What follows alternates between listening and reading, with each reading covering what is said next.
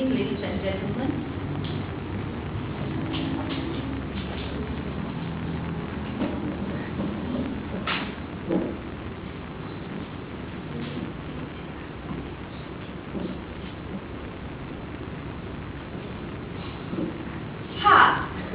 That is what Sangsai is all about. And what is Sangsai actually?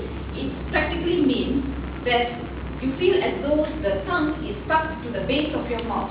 You feel there's a string there, something stitched up, and you can't move your tongue, rendering you speechless. So when you're speechless, you don't have words coming out. You look blank. Your mind is blank. You look at everyone and you don't know what you're looking at.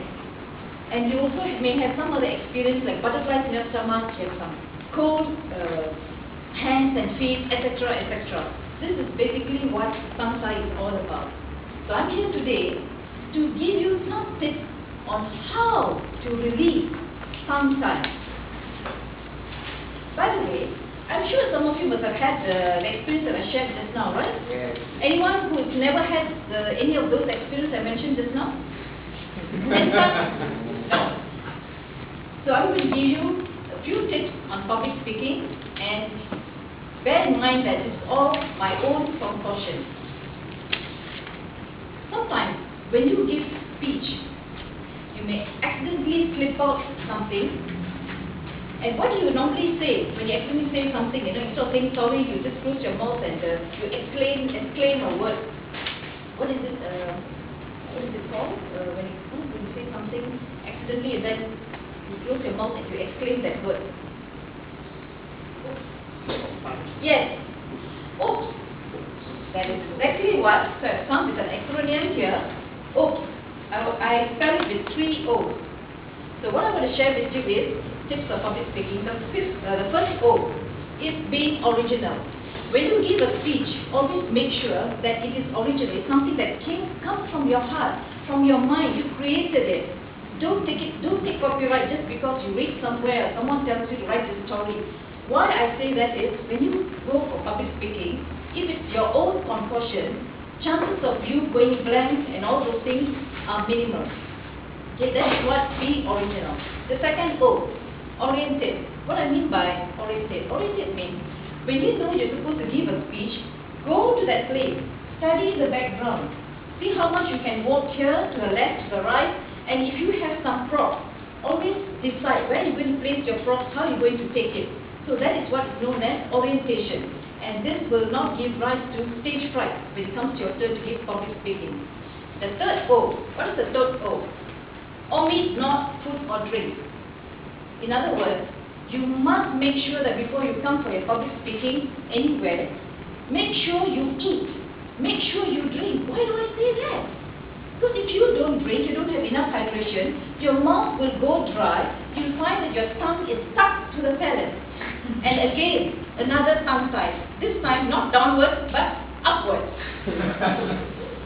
You must drink. And why must you eat? Because you need energy. When you eat food, the glucose is given to the brain. The brain needs to think. Your whole body, you're moving around, so you need glucose, energy. Imagine if you're giving a speech in the evening, you only had breakfast, no drinks, because you're so scared, stage fright, etc., etc., and you just go blank. And mind you, what can happen? You can really collapse on the floor.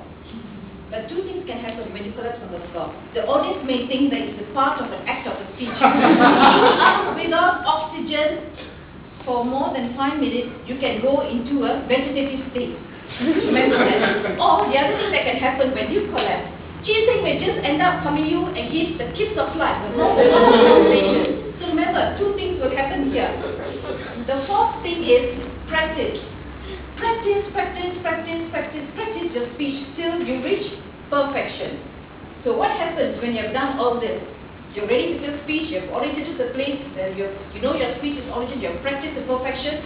What do you think you should do next? Show off. Show off, yes. Come over here and just look directly into each and every audience here. What are you staring at? Speech should be touched them. You are challenging them. Don't make those eyes challenge you. These are the tips of public speaking. Ladies and gentlemen,